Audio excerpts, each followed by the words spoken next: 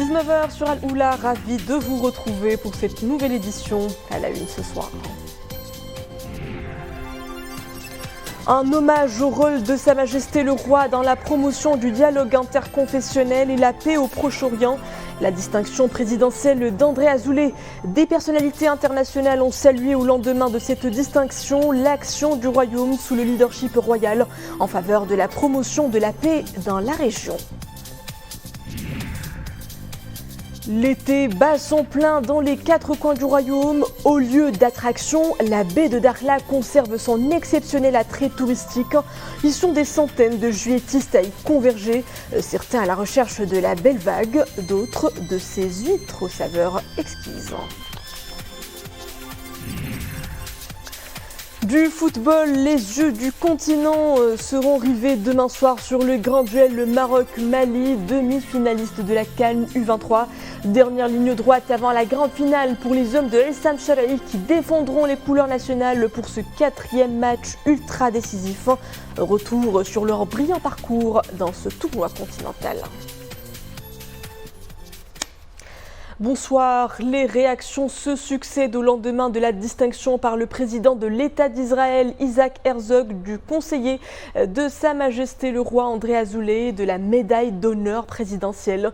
De nombreuses hautes personnalités internationales ont salué cette reconnaissance du rôle historique des souverains marocains et des efforts du royaume sous le leadership de Sa Majesté le Roi Mohamed VI, président du comité Al-Quds, dans la promotion du processus de paix dans la région et sa défense de la solution à 2 États comme base de toute résolution du conflit palestino-israélien.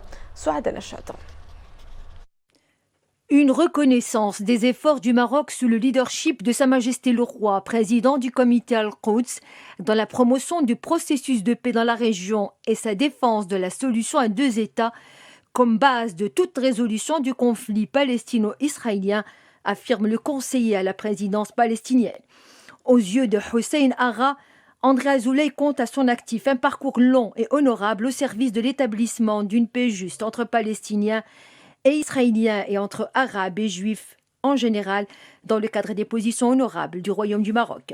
Même son de cloche pour le président du Congrès juif mondial. Ronald Lauder a salué la distinction octroyée par le président de l'État d'Israël au conseiller royal en tant qu'hommage au rôle de Sa Majesté le Roi Mohamed VI dans la promotion du dialogue interconfessionnel et la paix au Proche-Orient. Dans le même ordre d'idées, Dwight Bush, ancien ambassadeur des États-Unis au Maroc, considère que cette distinction est une reconnaissance du rôle historique des souverains marocains en faveur de la protection de la communauté juive et de la préservation de la culture, de l'histoire et du patrimoine judéo-marocain. Ali Oued, acteur politique des droits de l'homme palestiniens, met en avant la vision perspicace et la sagesse de Sa Majesté le Roi, président du comité Al-Quds. Le Maroc fait partie des rares pays qui ont toujours adopté une approche politique claire et équilibrée vis-à-vis de la cause palestinienne et du processus de paix au Proche-Orient. Ce début juillet nous apporte un nouveau pic de chaleur. La canicule est au rendez-vous cette semaine, au moins jusqu'au jeudi, avec des maximales qui vont flirter avec les 46 degrés dans les régions sud. Tata, Zagora et Rachidia, Assazag et l'est des provinces d'Esmara et d'Aousserd sont placés en vigilance orange. En ces journées caniculaires, difficile de résister à l'appel de l'eau. Les estivants sont nombreux à piquer une tête en mer ou en piscine. Tous les moyens sont bons pour échapper à la fournaise.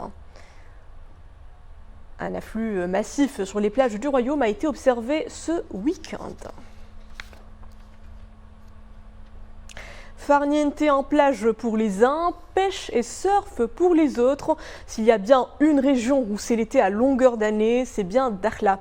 Son littoral aux eaux translucides à 25 degrés et sa belle vague font le bonheur des vacanciers virés dans ce bout de paradis entre mer et désert avec Kardlimi et Dominique Orlando. Le vent souffle sur Dakhla et il ne s'agit pas uniquement de masse d'air ou de basse pression, il s'agit aussi de ce mouvement d'enthousiasme que la ville ne cesse de procurer auprès de tous ces très nombreux visiteurs, comme c'est actuellement le cas. Ouais, c'est ma première fois au Maroc. Et ma première fois à Dakhla, ouais, c'était vraiment super. I came to Dakhla, yeah, it's all magic. I came to Dakhla to write my book. Je suis à Dakhla pour y trouver le calme et la tranquillité. Je suis une toute jeune écrivaine et c'est ici que je compte terminer mon tout premier roman. La ville nous inspire, mon ami et moi, lui pour le kitesurf et moi pour les envolées lyriques qu'elle suggère à mon écriture. So I find the lagoon and there was like, wow, this is nature. This is why they come here and I was very excited. Pour la plupart des vacanciers qui l'ont choisi, Dakhla est avant tout le spot que l'on sait pour tous les sports de glisse. Il suffit souvent de se laisser bercer par la brise, laquelle permet aux vagues de voguer toujours un peu plus vers l'infini. J'aime beaucoup Dakhla. On n'a pas encore vu la ville, mais on va y aller ce soir. Mais en tout cas, le lieu où on est pour faire du kitesurf, c'est vraiment magnifique. La température parfaite, le vent aussi au top. Dakhla a donc encore et toujours le vent en poupe partout à travers le royaume. Chacun caresse secrètement le désir de venir un jour la visiter. C'est également le cas à travers beaucoup d'endroits dans le monde où son nom est susurré comme un véritable havre de paix.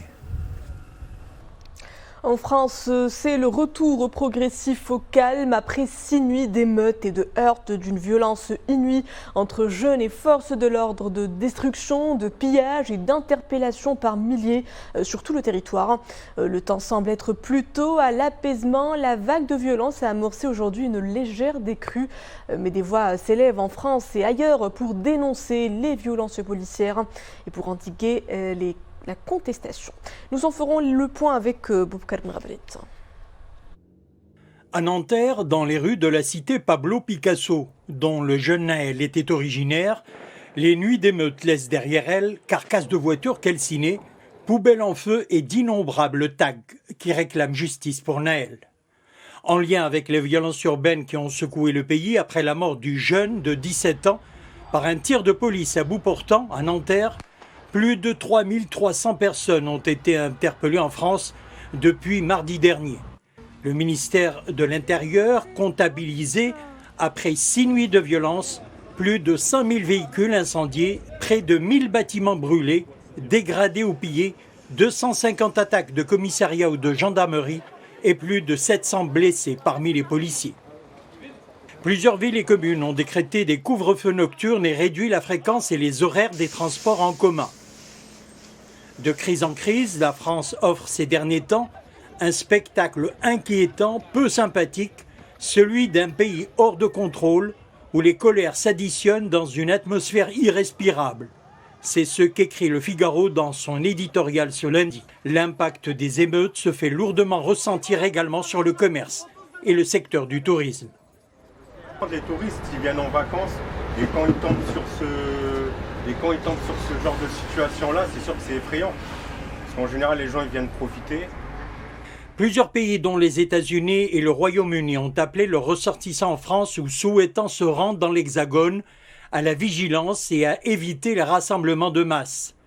La Chine a réitéré également son appel à ses ressortissants se trouvant en France de renforcer leur sécurité au milieu des émeutes qui secouent le pays. Les combats restent féroces en Ukraine. Le pays poursuit sa contre-offensive face aux forces russes. L'armée de Kiev annonce avoir repris 37 km² dans l'est et le sud. Les forces ukrainiennes continuent de mener depuis un mois des combats acharnés afin de reprendre les territoires occupés. Mais les avancées restent pour le moment limitées en raison de la puissante défense russe et d'un manque d'aviation et de munitions d'artillerie. Le Soudan, toujours au théâtre d'affrontements entre l'armée et les paramilitaires. Les combats ont encore résonné ce lundi dans Khartoum, la capitale soudanaise secouée par des tirs d'artillerie lourde des paramilitaires et de l'armée. Plusieurs millions d'habitants se retrouvent pris au piège dans la capitale soudanaise sans eau ni électricité et avec des réserves de vivres et d'argent quasiment à sec. Une guerre sans issue après environ 3 mois. Les épisodes caniculaires se multiplient à travers le monde. Le Royaume-Uni, en l'occurrence, a connu son mois de juin le plus chaud jamais enregistré. Un record historique de température depuis le début de ce mois de juin, relevé par la météorologie du Royaume-Uni, avec des valeurs qui ont dépassé les 32 degrés à la mi-journée. Des conditions de chaleur extrême susceptibles de se reproduire dans le futur. Conséquence directe du réchauffement climatique, alertent les services météorologiques britanniques. Le suspense monte à J-1 des demi-finales de la Coupe d'Afrique des Nations U23. Hissée au dernier carré de ce tournoi africain, la sélection nationale défiera demain soir son homologue malienne. Un duel très attendu après 3 victoires d'affilée. Les lionceaux de l'Atlas se sont déjà offerts le Ghana, la Guinée et le Congo. Bobkar Mrabrit retrace pour nous un parcours sans faute des lionceaux.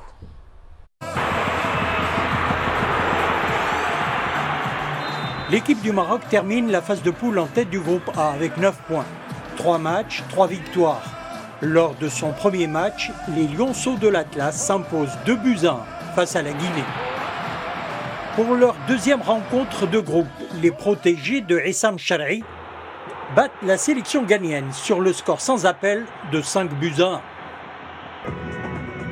Face au Congo, éliminé de la compétition, l'équipe adverse a été plus difficile à manier. Les lionceaux de l'Atlas arrivent tout de même à trouver le chemin des filets. Score final 1-0.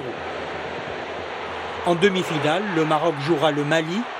Concernant l'adversaire des lionceaux de l'Atlas, Essam Charri a affirmé que la sélection du Mali était pressentie pour atteindre les demi-finales.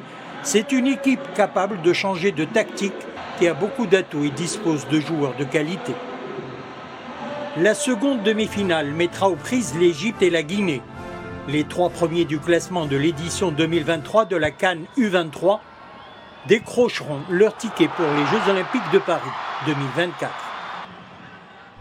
Nous souhaitons bonne chance à nos lionceaux de l'Atlas. Et c'est ainsi que s'achève cette édition. Merci à vous de l'avoir suivi. Le retour de l'information est à 21h. Excellente suite des programmes à tous sur Al Oula.